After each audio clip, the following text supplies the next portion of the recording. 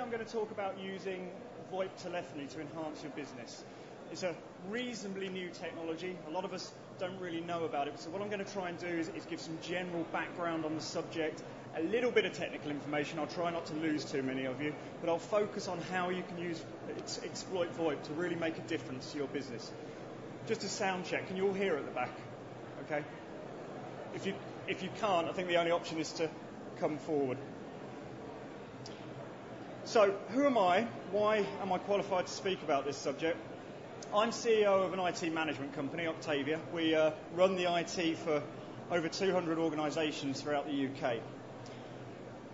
I'm also IT director for quite a few organisations themselves, so I spend time going out and actually directing the IT and the telephony within those organisations. I've been in this industry for nearly 20 years. I've also founded and grown a company into quite a large organisation now. One of the issues we have as a company is we're always having to select the absolute best technology for our customers.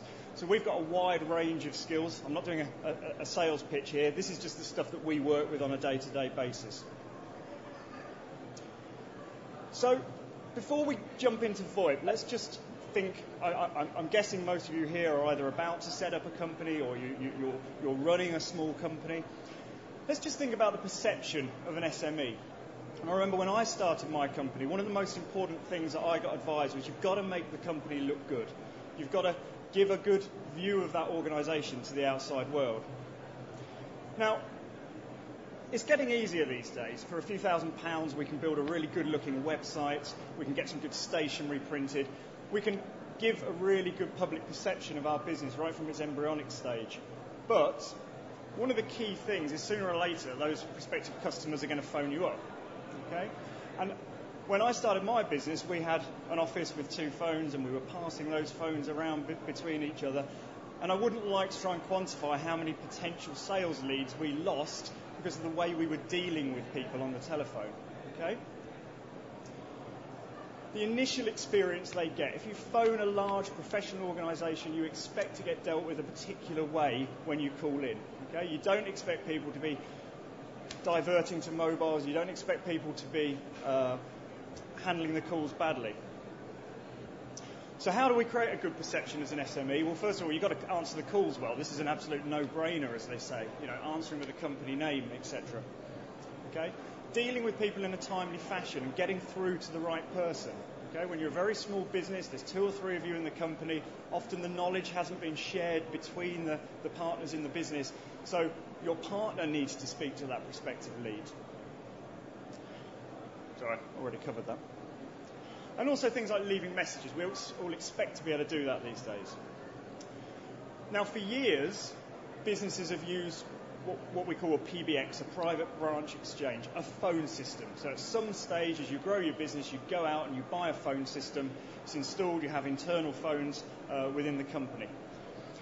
And there's a number of features from a phone system that pretty much every business sees as essential. You've got to obviously be able to handle inbound calls. You've got to allow your users to have extensions. You've got to be able to make internal calls. Okay, and this has been around, we've been doing this for 30, 40 years now. Transferring calls as well. Increasingly, we're looking for desirable additional features from a phone system. Unified voicemail. This is a very hot subject in our industry at the moment.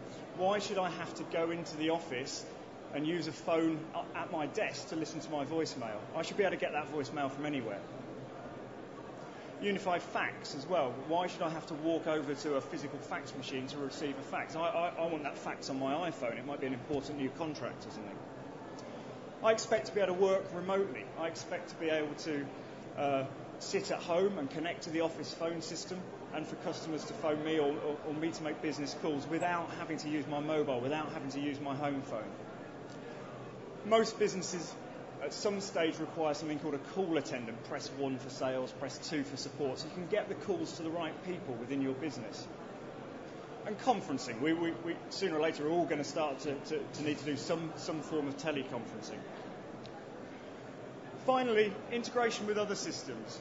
I've got my contact list in Outlook. Why every single time do I have to bring up my colleague's record, open it up, get the number, write it down, and put it into my phone? I expect to just be able to click and dial from Outlook. And telepresence, again, this is a thing that's developing in our industry at the moment. But before I call somebody, I want to know where they are and whether they're available to take the call. So rather than just calling somebody and getting their voicemail, I want to know that the guy is at his desk, is working, and I can put a call through to them. Now, a lot of these desirable features, these are things that traditionally only larger organisations have been able to access.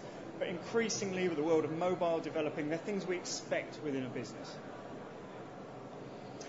Okay, I'm going to do the education bit now about VoIP. This seminar focuses on VoIP, so this gets a little bit techie. I may lose some of you, but it's some good background knowledge you may use. So, VoIP. Most people associate VoIP, they've heard of it, it's voice over IP, I think most people know what it stands for, and they associate it with things like Skype. Nearly everybody, I speak to my wife, I speak to her friends, they say, oh, VoIP, that's something to do with Skype, isn't it? And I just want to make it clear, VoIP is not Skype. Skype happens to use VoIP, but don't let your experience of Skype, which isn't always perfect, influence what you're about to hear. They're two completely different concepts. Okay, so voice over IP is sending voice over an IP network. Okay, we all use IP networks. Nearly all IT networks are IP-based these days. There is one very big network we all know called the Internet. That is an IP network. So those of you, many of you in the audience can probably deduce that sending voice over the Internet is now a possibility. Okay.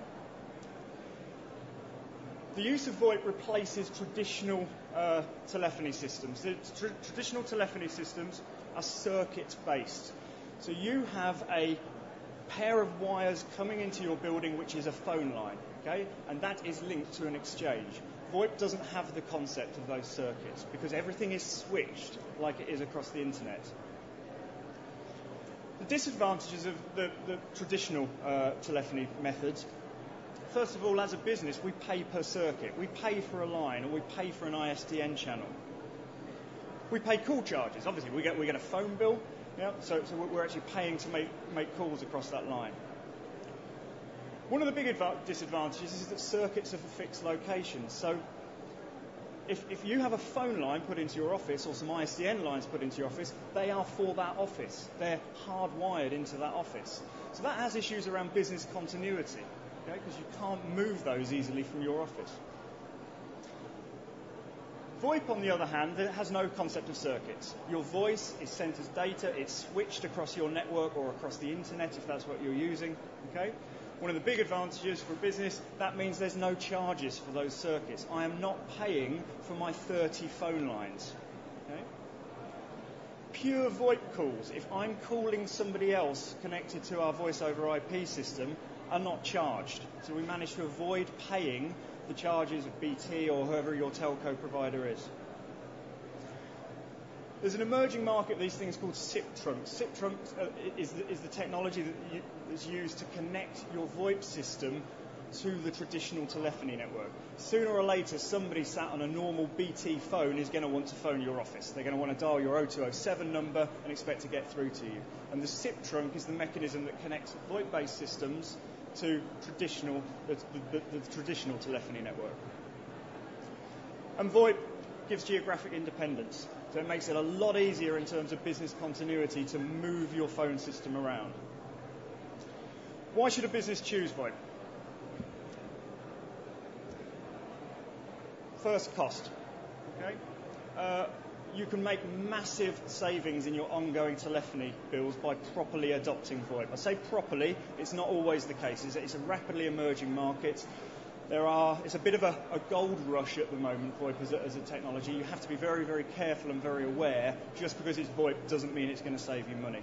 Okay? But generally, most businesses can look to realise upwards of 30% ongoing cost savings with their telephony. Generally, as a technology, it's more scalable. It's much easier as your business grows to add more lines, even though VoIP doesn't have the concept of a circuit or a line. It's a lot more portable as a technology. It's much easier to move phone systems from one place as you move one place to another as you move offices. And productivity. A lot of the advantages of the technologies that are emerging are about business productivity, are about making your people more efficient and getting more out of their time.